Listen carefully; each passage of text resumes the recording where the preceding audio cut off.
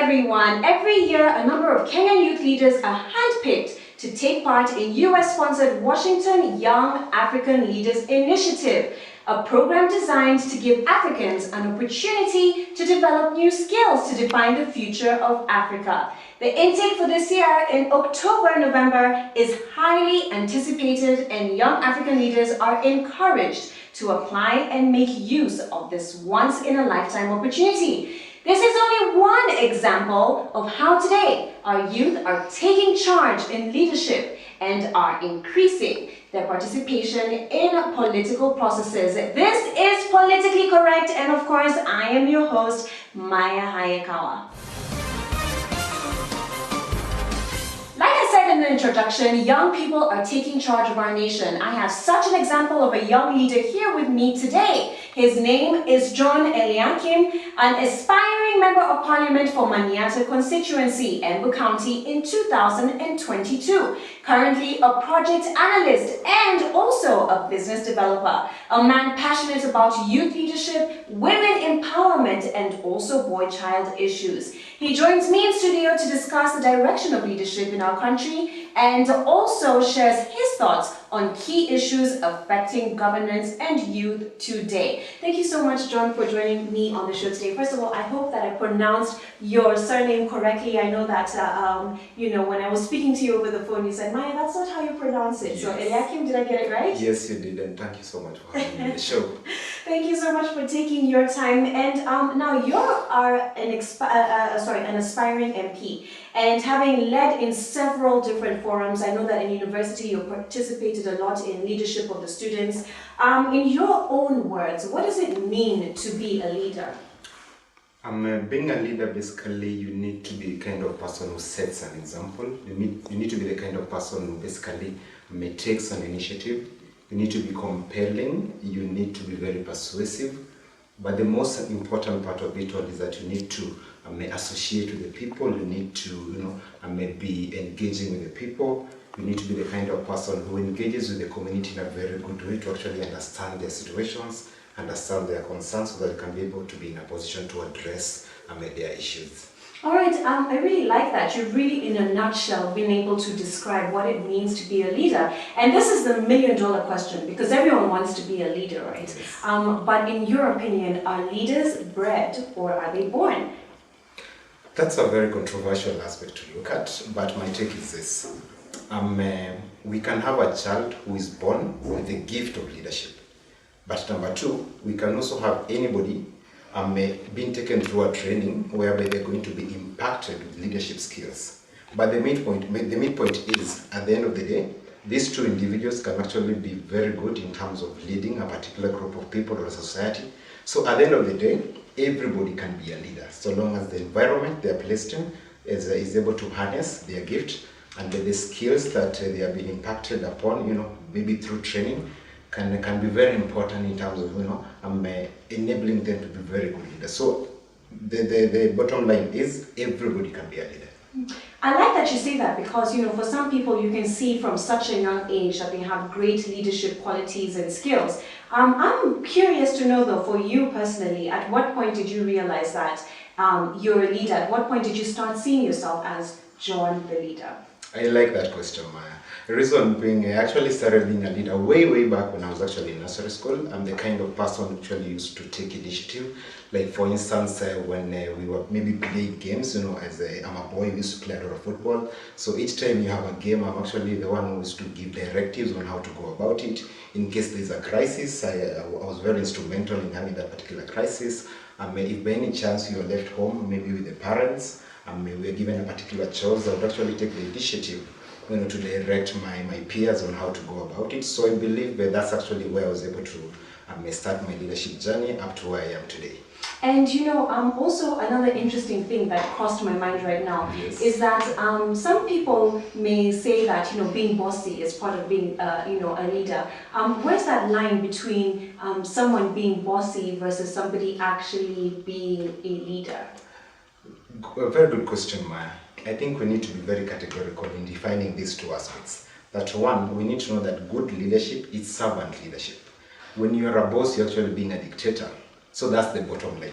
If you actually want to be a leader, you need to actually portray servant leadership, which is key towards influencing people to actually follow you, influencing people to actually take upon a particular objective and pursue it. So that's basically the distinction between a boss and a leader.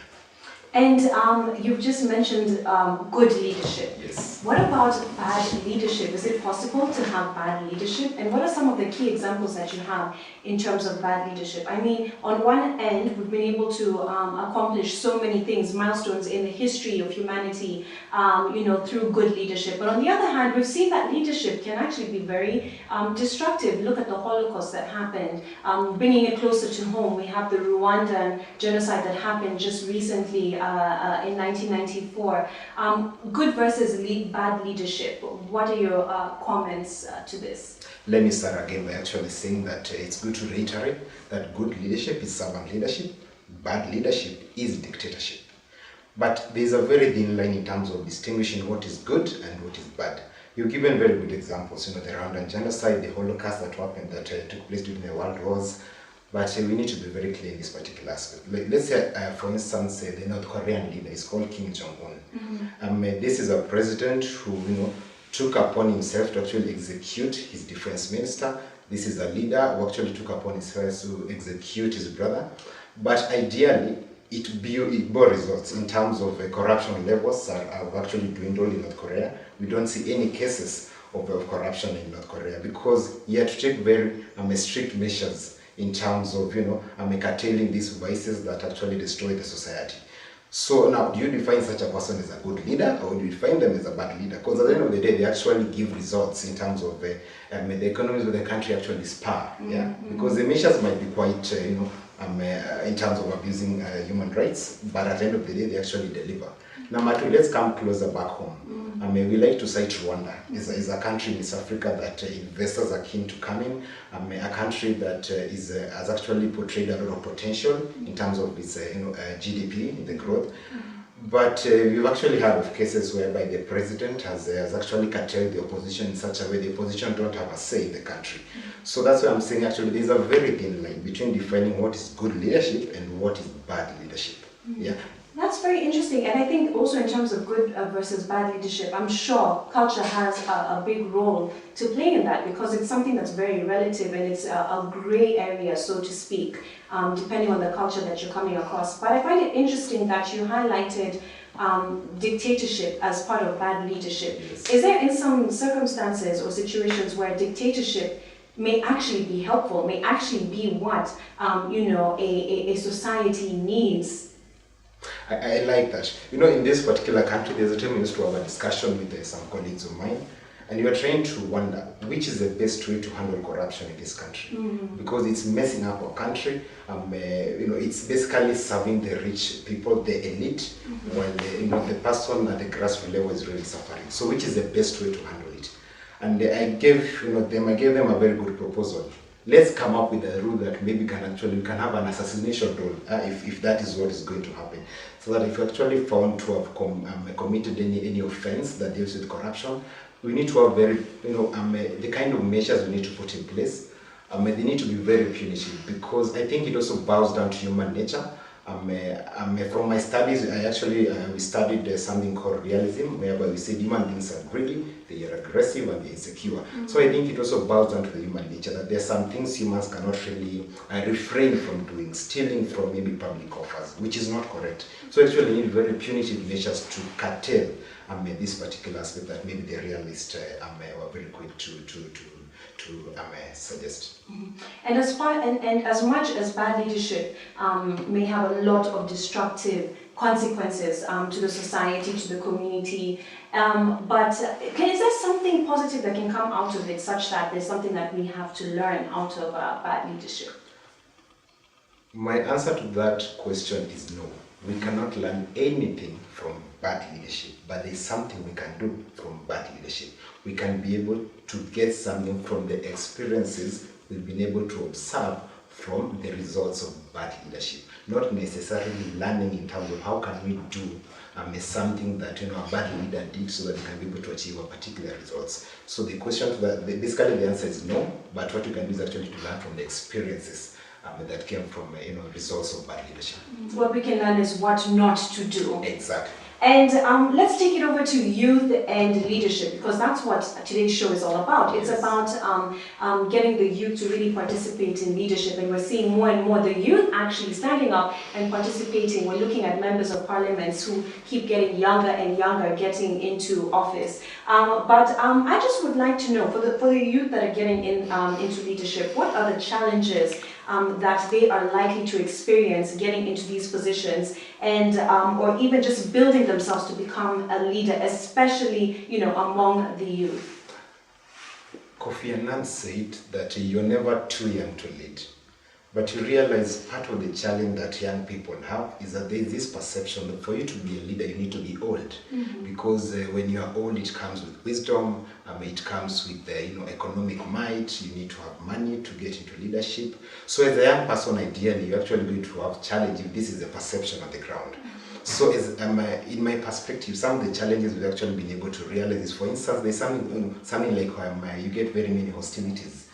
People tell you are young, and what can you offer for us? What do you think that if a particular political leader who is a bit older, more experienced, so usually compared between yourself and that elderly political leader, what can you do for us that you think maybe Mr. So and so, Mrs. So and so cannot do for us? Number two, there's something I try to define as elitism. We live in a society whereby particular sections of, or rather, particular section in this country actually believe that for you to be a leader, you need to come from a particular region, you need to come from a certain family, you need to have a certain level of education. So as a young person, ideally, that becomes a bit of a challenge. Yeah. Of course, we have so many other challenges in terms of money. If you want to get into political leadership in this country, you need to have money.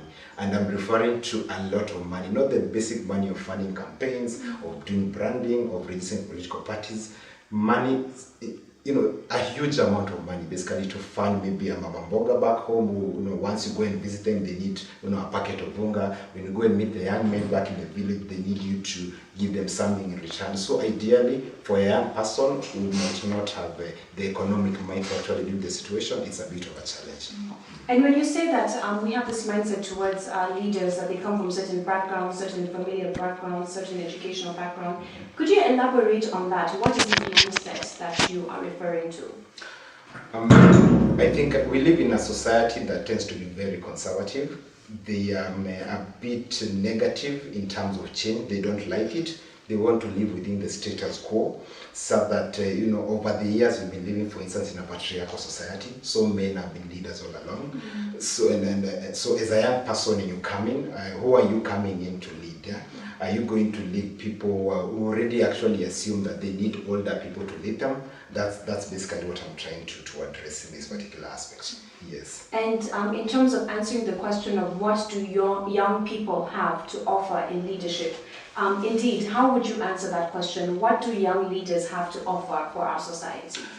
Good. Now, I think over the years we've been subordinating young people in terms of leadership positions, and three things have been missing in our in global leadership, for instance. One, when you don't have young people in leadership, you're curtailing three things. You're curtailing production, you're curtailing innovation, and you're curtailing invention. These are very important aspects which young people literally bring on the table, but they've not really had the opportunity to basically give their suggestion on these particular aspects. We are well aware that we actually need also the older people to give us the wisdom, because we also have the energy. So what really needs to happen is for us to work together. Yes. And one last question before we go into our break. The question that I have for you is the pointers and advice for you that you would give to the youth that would like to get into leadership. You've mentioned some of those challenges in terms of coming up with the finances and the power that is needed to be able to drive forward their initiatives. What tips and advice can you give for young leaders who want to get into governance, who want to get into leadership in going forward? Good question. I always tell my colleagues, if you have what it takes, go for it. If you don't need the money, you don't need a lot of money, you don't need a lot of resources. There's always something that motivates me, for instance. I always try to share it with my colleagues, I share it with my fellow young people. that time and again people will forget what you said, but they'll never forget how you made them feel. So they should actually learn how to touch the lives of people at the grassroots level. Because once you touch actually somebody's emotion, they're actually going to remember you. They don't necessarily need your money. Because once you actually touch the emotions, you are at a better position at giving them something more sustainable. Because if you're getting because you have a lot of money, chances are you're going to get in with the assumption once you get in, you actually want to retain, to retrieve the money you actually spent during the campaigns. So that's the mentality I always try to tell young people that, for instance, please, if you have what it takes, go for it. Number two, if you should try as much as possible to touch people's emotions and still change. Then what does it take then? Literally, you need to have the passion to lead people. That needs to come out very clearly. Number two, the normal aspects. Remember when you started the show, I actually mentioned that there are particular traits that as a leader you need to have. You need to be compelling. Yeah, you need to be the kind of person who is, takes initiative. You need to be the kind of person who is willing to take on a challenge. You need to be the kind of person who is prepared to face any kind of difficulty you are going to embrace, because it takes a lot of courage to handle the challenges that come with vying for a political seat. All right, well, thank you for that, John. Such a great discussion here that we're having. We need to take a quick break, but when we come back, we have more with John. Also, you want to stay tuned because later on in the show, we have our question of the day, and I'll be reading out some of the comments that you gave in on our Facebook page. So stay tuned here on TVC.